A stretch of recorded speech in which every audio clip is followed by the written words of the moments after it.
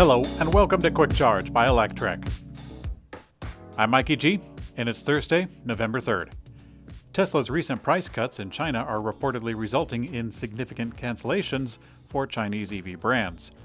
Citi analyst Jeff Chung writes, quote, "We sense Tesla's recent price cut strategy has created a negative spillover effect where a lot of Chinese EV brands' order backlog has suffered significant order cancellations, according to our dealership channel checks."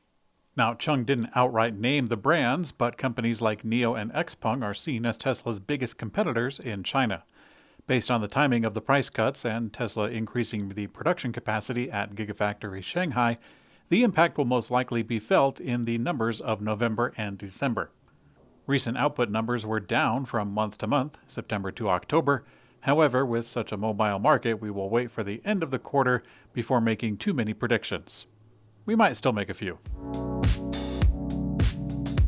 According to a new Goldman Sachs report, humanoid robots could be a $150 billion a year business within the next 15 years. Tesla is leading the humanoid robot resurgence with its Tesla Robot project, but this resurgence feels different because Tesla seems committed to not only delivering the robot instead of just using it for research and development, but they are also putting its manufacturing power behind it. Goldman Sachs has been keeping an eye on this venture, writing, quote, "Should the hurdles of production design, use case, technology, affordability, and wide public acceptance be completely overcome, we envision a market of up to $152 billion by 2035 in a blue sky scenario, close to that of the global EV market and one-third of the global smartphone market as of 2021, which suggests labor shortage issues, such as for manufacturing and elderly care, can be solved to a large extent." Now, interestingly, while Goldman Sachs admits that Tesla is behind the resurgence of the humanoid robot craze, the firm instead recommends investing not in Tesla, well, not Tesla for that reason, but also investing in motion component suppliers to take advantage of the new market. GM and battery maker Microvast are pairing up to develop internal battery technology of separators, as well as build a new separator plant in the United States. Separators are one of the most important elements inside the battery cell, sometimes an obstacle in sourcing and in manufacturing. The companies will work together to develop new separator technology that can help improve electric vehicle safety, charging, and battery life.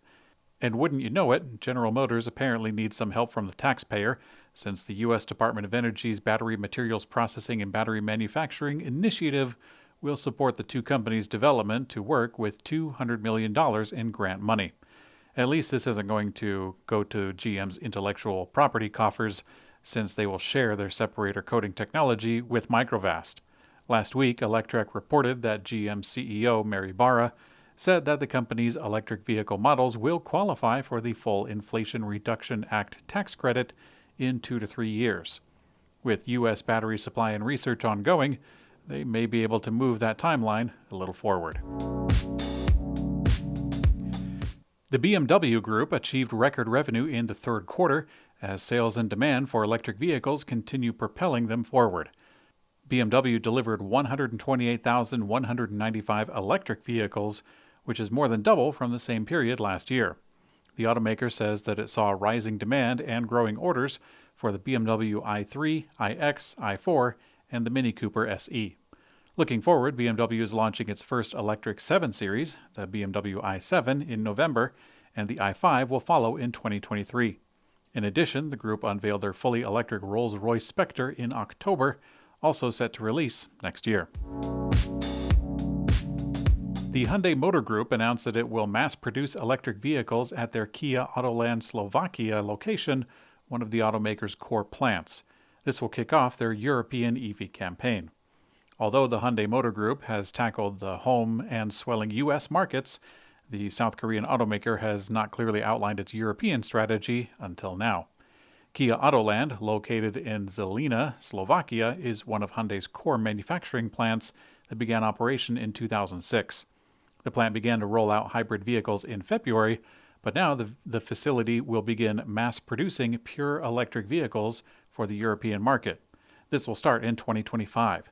The report also notes that Kia plans to manufacture small and medium-sized EVs explicitly designed for the European market. Nikola Corporation continues to show growth in this quarter, despite a very public and shaky start.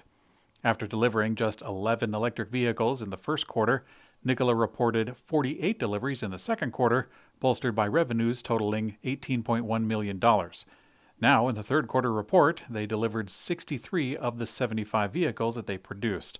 Per the company, its quarterly revenues saw gains at $24.2 million and also raised $100.5 million in gross proceeds through the at-the-market program. The company also reported that it has begun pilot testing of its electric vehicle trucks with both Saya and Walmart, logging over 1,600 and 2,700 miles with each company, respectively. Just yesterday, Nikola announced an additional order for 100 Tre BEVs from a fleet-as-service provider called Zeem. Nikola shared that it's currently producing 3 trucks per shift at their facility in Coolidge, Arizona, and says that they have the capability to get that to 5 trucks per shift. Meanwhile, the company states that its Phase 2 expansion in Arizona remains on track to be completed by the end of the first quarter next year. Fisker has released their third quarter report, and it has some exciting news for reservation holders. Fisker remains on schedule to begin production of their flagship Ocean SUV 2 weeks from now.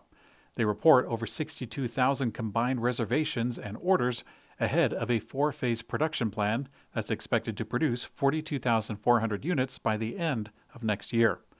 Production and delivery will focus on orders for the limited edition Ocean 1 to start out, which should occupy their timeline until second quarter next year, when the Ocean Extreme production will begin. Fisker is already prepping to move the team over to their development of the second, more affordable model called the PEAR. Fisker has reportedly signed off on the first concept phase and is expecting to see a drivable prototype ahead of schedule. As of October 31st, Fisker has over 5,000 reservations for the PEAR vehicle, despite not sharing much of anything quite yet. Fisker has a third vehicle in mind already, currently called the Ronin, but no information was shared on this project. Okay, it is opinion time. I am genuinely happy that the Nikola team has been able to pull it together and get some vehicles out the door. After the debacle of the founder/CEO pulling in huge investments and then running the company name through the mud, I'm sure that no one would have faulted them for all quitting and just joining other EV companies. But guess what? Nikola captured a lot of investor money because people wanted to get in early on the EV craze. But we have to remember that Nikola clearly has some very talented people who probably got in for the very same reason. It's one thing to promise a future product, but Nikola continues to literally deliver vehicles and churn out increased production. I'm really happy for them, and I hope it continues. Now, do I think that Nikola could someday outgrow Tesla and rival them in electric vehicle production or in technology? No, I really don't. But I don't think that's necessary to thrive in the growing EV space. In today's community comment found on YouTube, Pete Barnes says, "Do you think there may be a difference in attitude between a Chinese Optimus and a Western Optimus robot?" Well, Pete, that's a very interesting thought concerning what I had said yesterday towards the different manufacturing plants across the globe. But I'm actually quite curious to see how the robot will develop its AI in terms of just standing around. In various parts of the world, personal space means various different things. I'm curious if the AI robot coming from learning in China will internally value distance from humans at a different rate compared to a robot that is learning in America. I'm told that Americans have the largest personal bubble, but I don't know if there's any data to back that up quite yet. My guess is that if Americans tell their robot to step off and get out of their face, then in another country they may be told to come closer and listen up. We might see some differences between a robot from one country and another. Interesting stuff to think about. Thanks for watching Quick Charge by Electrek. I'm Mikey G, and I hope you have a great day.